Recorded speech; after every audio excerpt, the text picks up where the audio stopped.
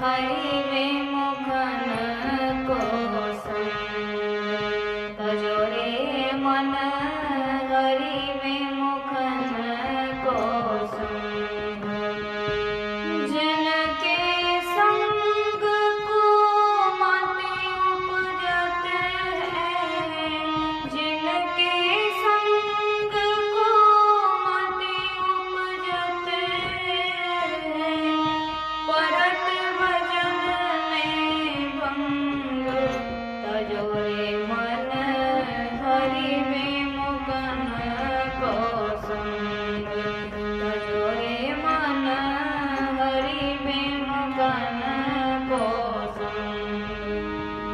सूरदास जी बड़ा सुंदर वर्णन कर रहे हैं। सूरदास जी कह रहे हैं कि ऐ दुष्ट मन, देखो जिनकी संगत से बुद्धि का नाश होता है, दुर्विचार हमारे जीवन में आते, हमारे मन में आते हैं, दुर्गुण हमारे जीवन में आते हैं, उस व्यक्ति का संग हमें कदाचित नहीं करना चाहिए। क्योंकि आप जैसा संग करोगे वैसी रंगत आपके ऊपर चढ़ेगी।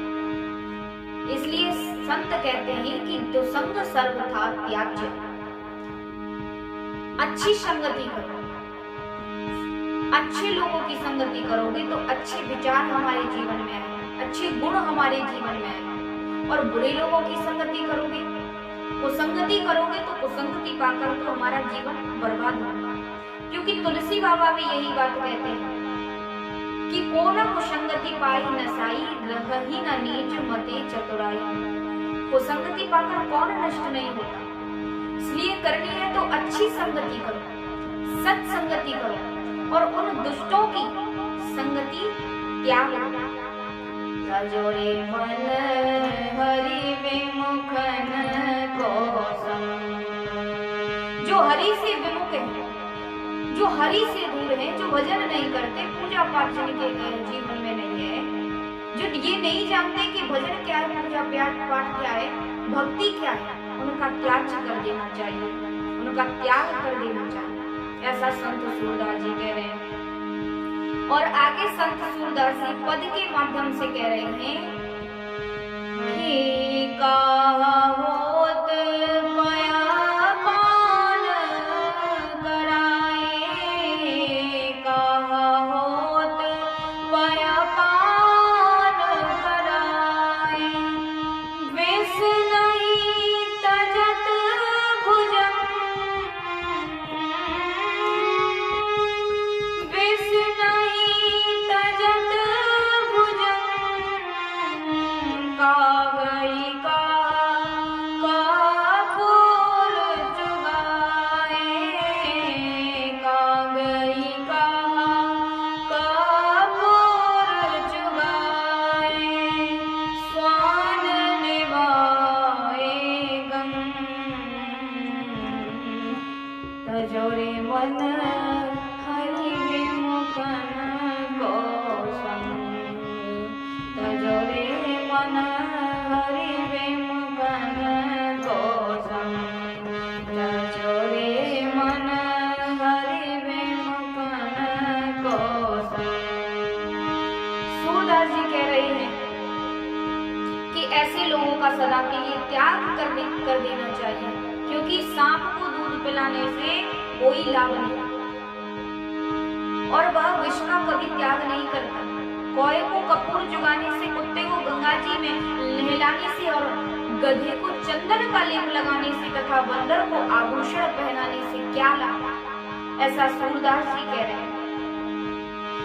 हाँ पावन पतित बन नहीं वेदत, पावन पतित बन नहीं वेदत।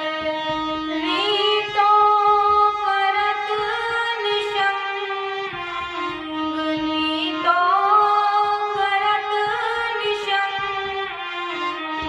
सूरदास कारी कामर में, सूरदास कारी कामर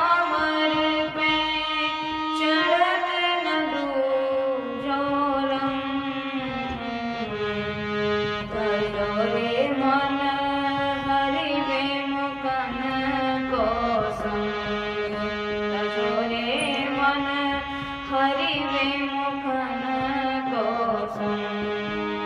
सूरदास जी कह रहे हैं कि हरि से विमुख लोगों को ज्ञान एवं उपदेश देने से कोई लाभ नहीं होता, क्योंकि उन कुटिलों पर, उन मूर्खानंदों पर कभी भी हरि का रंग चढ़ता ही नहीं।